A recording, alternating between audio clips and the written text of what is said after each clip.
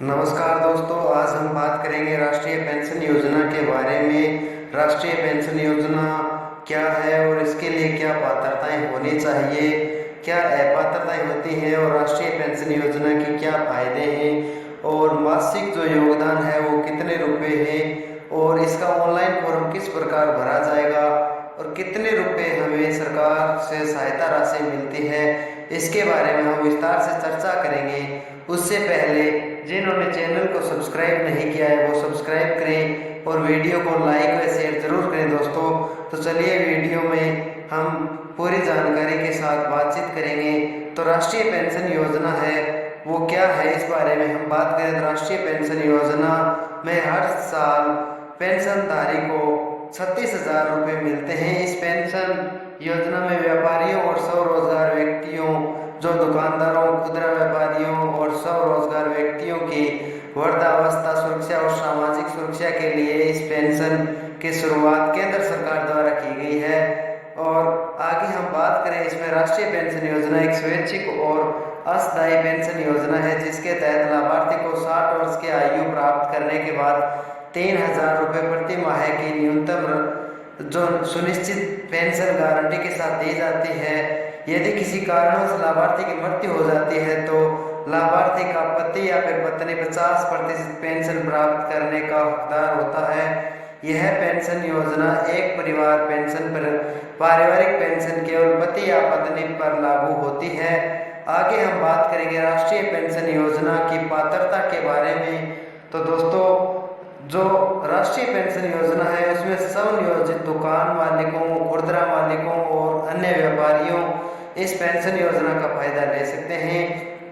Pension योजना में जुड़ने के लिए 18 वर्ष से 40 वर्ष के बीच के व्यक्ति इस योजना से जुड़ सकते हैं। स्वनियोजित दुकान मालिकों द्वारा या फिर खुदरा मालिकों और अन्य व्यापारियों के वार्षिक कारोबार 1.5 करोड़ रुपए से अधिक नहीं होनी चाहिए।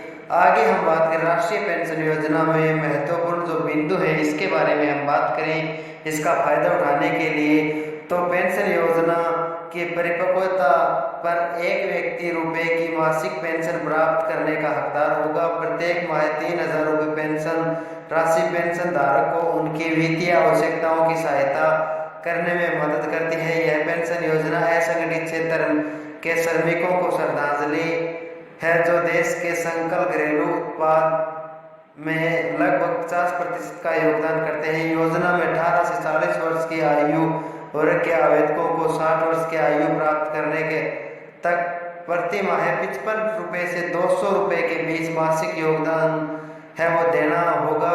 एक बार जब आवेदक 60 वर्ष की आयु प्राप्त कर लेता है तो वह इस पेंशन योजना का दावा कर सकता है। प्रत्येक माह एक सुनिश्चित पेंशन राशि 3,000 रुपये संबंधित व्यक्ति के पेंशन खाते में जमा की जाती है। आगे हम बात कर रहे हैं कि राष्ट्रीय पेंशन योजना में जो हम अपात्र व्यक्ति हैं उसके बारे में। तो राष्ट्रीय पेंशन योजना में स्वरोजगार कर रहे हैं और दुकान के मालिक, खुदरा व्यापारी, चावल मिल मालिक, तेल मिल मालिक, कार्यशाला मालिक, कमीशन एजेंट, अंचल शक्ति के दलाल, छोटे होटल, रेस्तरां और समान व्यवसायों के साथ अन्य व्यापारी के मालिक के रूप में काम कर रहे हैं जिनकी वार्षिक आय 1.5 करोड़ रुपए से अधिक का टर्नओवर योजना के तहत लाभ पाने के पात्र नहीं होते हैं।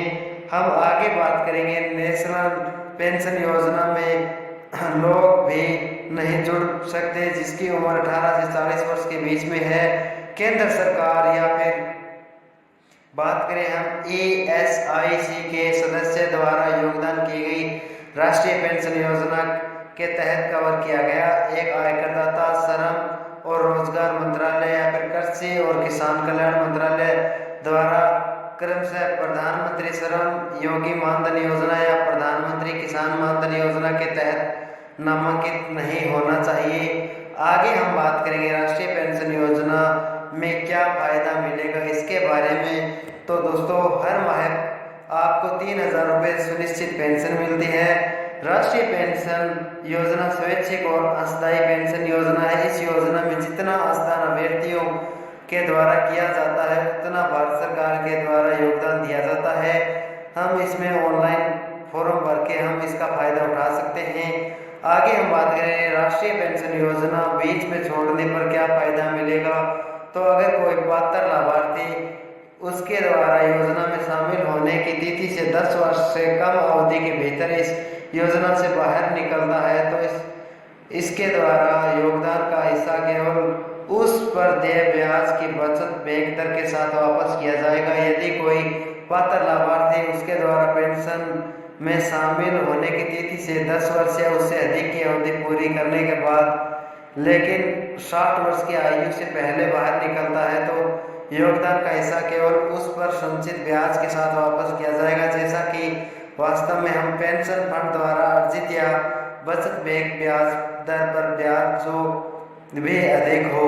यदि किसी पात्र लाभार्थी ने नियमित अंशदान दिया है और किसी कारणवश से मृत्यु हो गई है और उसका जीवन साथी बाद में नियमित अंशदान का भुगतान करके योजना को जारी रखने का हकदार हो गया, फिर ऐसे लाभार्थी द्वारा भुगतान किए गए अंशदान के हिस्से को संचित ब्याज के साथ प्राप्त करके बाहर निकालने का हकदार होगा, जैसा कि वास्तव में पेंशन फंड द्वारा उस पर बचत बैंक की ब्याज दर जो भी अधिक हो द्वारा अर्जित किया गया हो। लाभार्थी और उसके पति या पत्नी की मृत्यु के बाद कोष को वापस कोष में जमा किया जाएगा। हम आगे बात करें राष्ट्रीय पेंशन योजना में जुड़ने के लिए जो आवश्यक दस्तावेज है उसके बारे में बात करें तो अभ्यर्थी द्वारा आधार कार्ड, IFSC कोड यानी कि बचत बैंक खाता, पासबुक होनी चाहिए, मोबाइल नंबर। और आगे हम बात करेंगे राष्ट्रीय पेंशन योजना में ऑनलाइन फॉर्म कैसे भरें। तो दोस्तों हम ऑफिशियल वेबसाइट पर जाकर के अपने मोबाइल या फिर कंप्यूटर के द्वारा हम इसका फॉर्म है वो ऑनलाइन आवेदन कर सकते हैं और इस योजना का फायदा उठा सकते हैं। और दोस्तों एक बार फिर आपसे निवेदन है कि जिन्होंने चैनल को सब्सक्राइब नहीं किया है वो सब्सक्राइब करें, वीडियो को लाइक और शेयर जरूर करें और जो भी हम आगे नई अपडेट लेकर के आएंगे वो तुरंत आप देखें। आप सभी का बहुत बहुत धन्यवाद।